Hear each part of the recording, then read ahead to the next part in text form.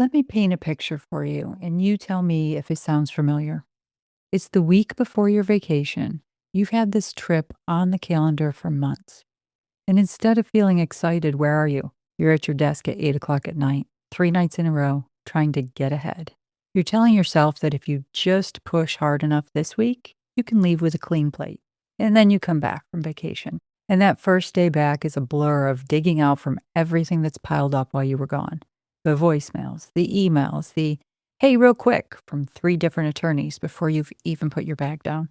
I used to live this cycle for years. And I remember standing around one time with my coworkers, all of us exhausted, fellow paralegals, asking each other the same question. Is going on vacation even worth it? Because you sandwich a week off between a week of late nights and a week of catch up.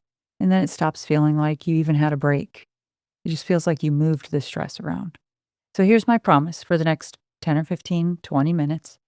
By the end of this episode, you're going to have a repeatable system so that your time off actually feels like time off. And just as important, your career keeps moving forward while you're gone instead of stalling out. Let's get into it. Welcome back to the show. I'm so glad you're here. Now, I want to point something out about the timing of this episode because it's intentional. Most of the advice that you hear about rest and wellness and taking care of yourself, when does that show up? January 1st. It comes wrapped up with all those New Year's resolutions. But here's the thing, nobody's running on empty on January 1st. It's right now, in the middle of the year, that you're actually feeling it. We're halfway through the year. You've been grinding since January, and the summer is not just peak vacation season, it's peak I'm completely fried season. That's exactly what I want to talk to you about and why we're doing it in July and not in January. And I want to reframe something for you before I go any further. Your vacation is not a reward that you have to earn by suffering before it and suffering after it. Your time off is part of how you build a long, sustainable career. It's not the thing that you do instead of working hard. It's part of how you keep being able to work hard. So let me tell you why this is kind of on my mind right now. Recently, back in June, my family came to visit me in Florida. And if you've listened to the show for a while, you know I have 2 beautiful granddaughters, Lily and Ella. And my whole goal for that week was simple. They only come down once a year usually, and it's for their summer break. And I wanted real, undistracted quality time with them. Not the kind of time where I'm sitting on the floor playing princesses with one eye on the phone. I mean, actually present, fully there. The kind of time you don't get back.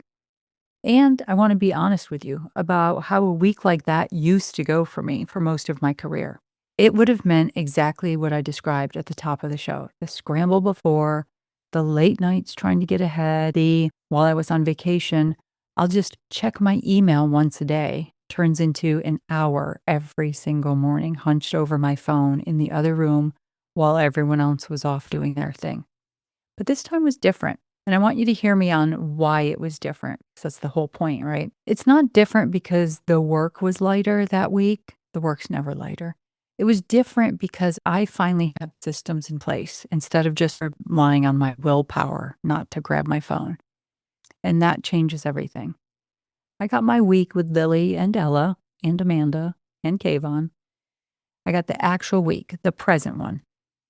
But this isn't just the first time that I did this. Back when I was working in a law firm, or ever starting my business, I also did this, but for longer. I took a 2-week trip to Hawaii, and I left my work cell phone at home. Did you hear that? I had no work cell phone for 2 weeks. How did I pull that off? That's what I'm going to walk you through in this episode. Before I give you the system, and you know I'm always going to give you a system, right? Actionable strategies. I want to name the real problem because the problem is never the vacation itself. The problem is all of the work that lives in your head, every status, every deadline. It's all just floating around in your brain.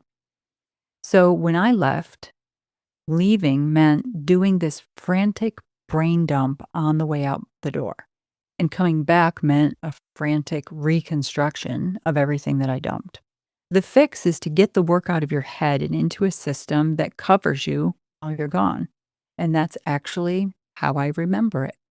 I call it the cover memo, a cover letter like in resume, but COVER. You know, I love a good acronym.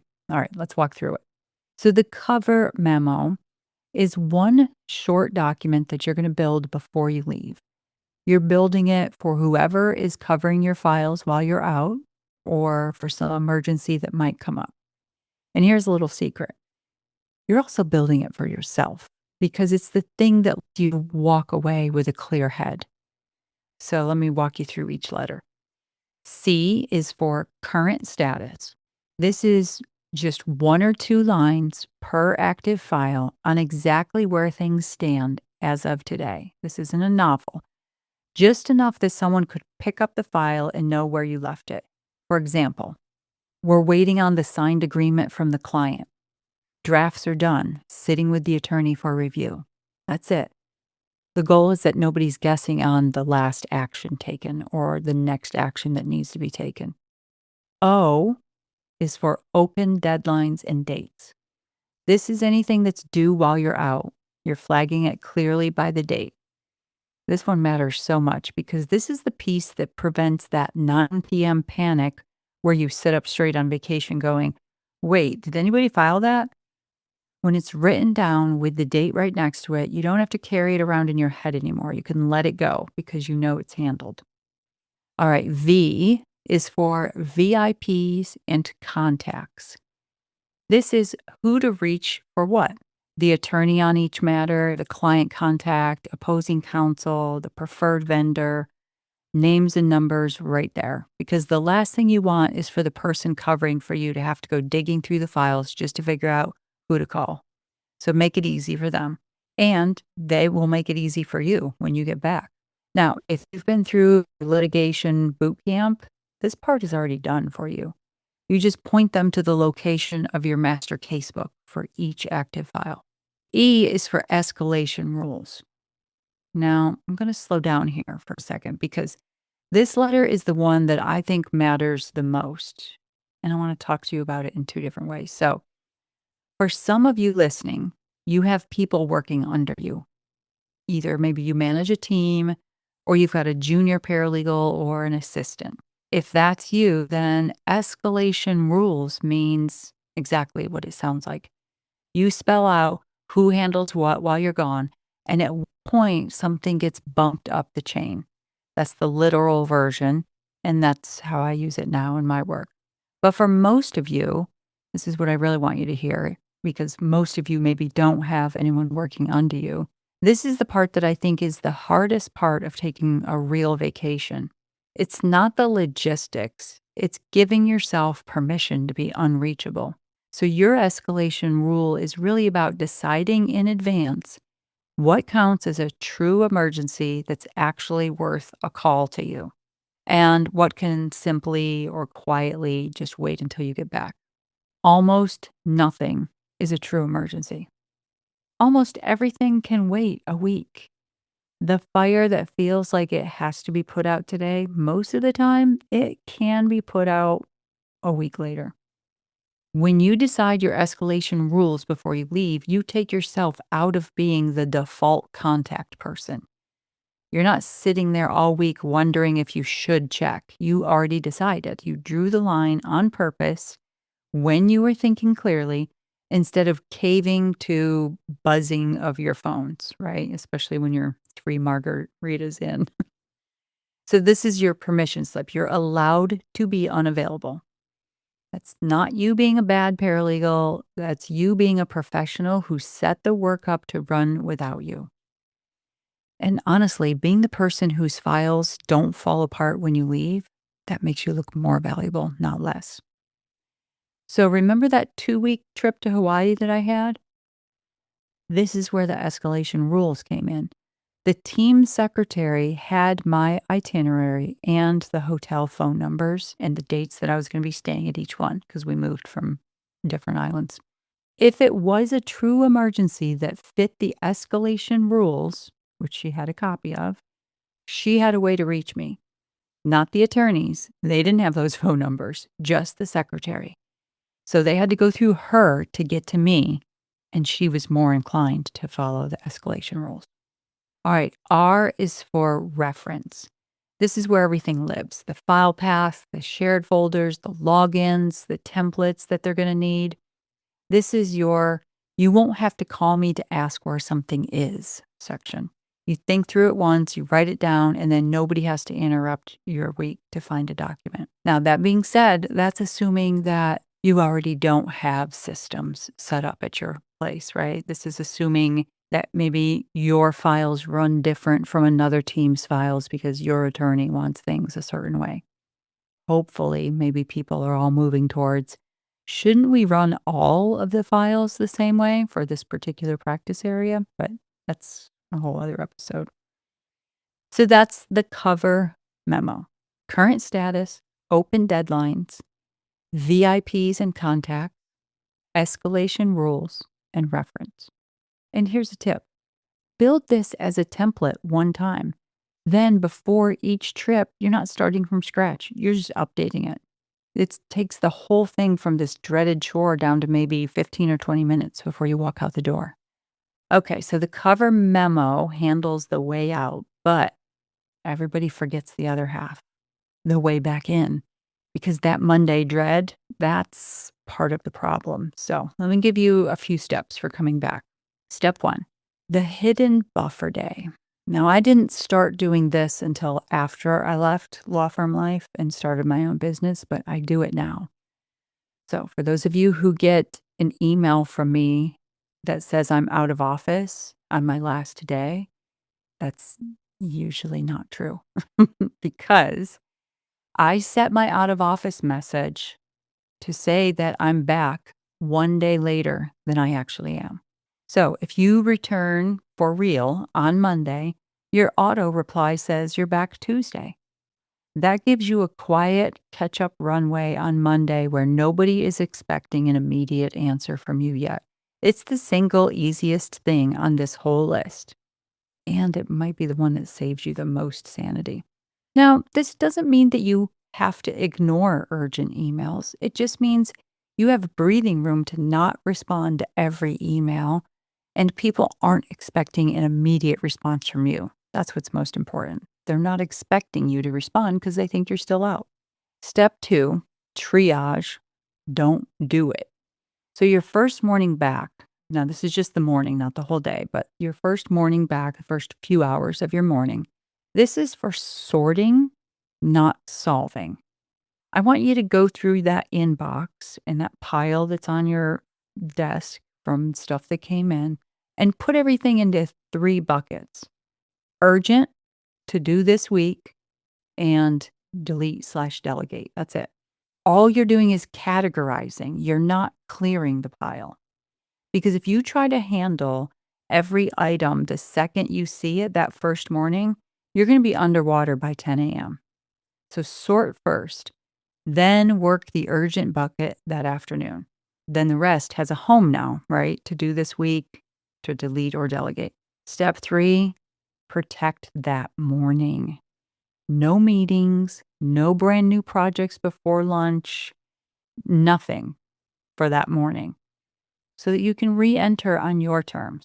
Get your footing first. Because if you walk in and you immediately get pulled into a meeting or handed a new rush project, you never actually get caught up from the trip. You just inherited more work. So guard that first morning like it matters, because it really, really does. So I call this a wellness episode, and I did that on purpose because I want to bring it back to that. Because I don't want you to think that this is just about being organized. Here's the truth: the scramble is what steals your rest. You can be sitting on the most beautiful beach in the world. If your mind is still back at your desk running through everything that's waiting for you, you're not actually on vacation. Your body is there, but your nervous system is back at the office. And this isn't just me talking, the research backs it up. There's a whole body of work out there. You can look it up on what they call psychological detachment. And what it shows is that People who actually disconnect from work during their time off come back with more energy and less fatigue. They had this one study, it was physicians who were doing this study. More than 70% of them worked while they were on vacation, and the study showed that working while away was tied to higher rates of burnout, even above people who didn't vacation themselves. So the unplugging is the part that does the work. Now, I want to get a little personal with you for a minute because for most of my career, I would not have paid much attention to an episode like this. Well, back early in my career, can you believe that you have podcasts in the early 90s? But anyways, it wasn't really until I turned 50 that I started paying real attention to this stuff. And over these last 7 years, it's become something that I care about deeply. I'll tell you, half of the podcasts that I follow in my podcast player are now about health and wellness and longevity. It's a genuine focus for me. And if I could go back, I would tell my 30 something, or at least by my 40 something self, I would tell her to start paying attention so much sooner. Here's why it matters, especially if you're listening and you're younger, and maybe a part of you is thinking, okay, but how does this apply to me? I'm not worried about any of that yet. There are lots of statistics out there, and I could cite to dozens of them. I didn't write them down, but I follow them. I listen to the podcasts. And it's not just the stress levels at work before and after vacation and all that kind of stuff. It's actual health data out there. So there was this one study, I don't want to quote it because it might be the wrong one, but I think it was the Farmington Heart Study, Framington. But anyways, it was a heart study, and they followed people for decades. And what it showed was people who took a vacation only once every few years were up to 8 times more likely to develop heart disease than people who vacationed twice a year. 8 times more likely. That's huge. So this is not a someday problem. Someday you'll take vacation. Someday you'll be able to unwind. The habits that you build now, if you're in your 30s and 40s, that can determine where you are in your 50s. And you don't have to hyper focus on it then like I did starting at 50. I wished I started paying attention to this stuff in my 30s and 40s. So start early if you're at that age. And if you're not, if you're already in your 50s, I've done it. I've spent the last 7 years focusing on it. So a clean break, that vacation break, that's what lets you actually downshift. The entire point of time off. It's not the location. You don't even have to go anywhere, right? You could have a staycation. In fact, when this episode comes out, I will have had a staycation myself, just at home, because I decided I live in a place where people pay lots of money to go on vacation to. I should have a little staycation. Anyways, so consider this your mid-year permission slip. You're allowed to take the time off. You're allowed to enjoy it. Yes. And you're allowed to not stress yourself out immediately before and immediately after. So the problem's never your vacation. The problem is a lack of a system so that you can get everything out of your head and somewhere else so that you're not scrambling on the way out and you're not drowning on the way back in. The fix, remember, is 2 parts. On the way out, you build your cover memo, current status, open deadlines, VIPs and contacts, escalation rules, and reference. And then on the way back in, you run that 3-step reentry, that hidden buffer day, the triage instead of doing the work in the morning, and protecting that first morning. And if you only do one thing after this episode, here's what I would do. Before your next time off, build that cover memo one time right now. Just build it as a template so it's there. The future you will be grateful for it. So I'll see you next month. In between, if you're on the Paralegal Bootcamp's email list, you're going to be receiving some great clips from our last Paralegal Growth Hour that we're working on. And if you're not on the email list, or if you want to join the next Growth Hour live, you can do that at paralegal-bootcamp.com/ grow. Bye for now.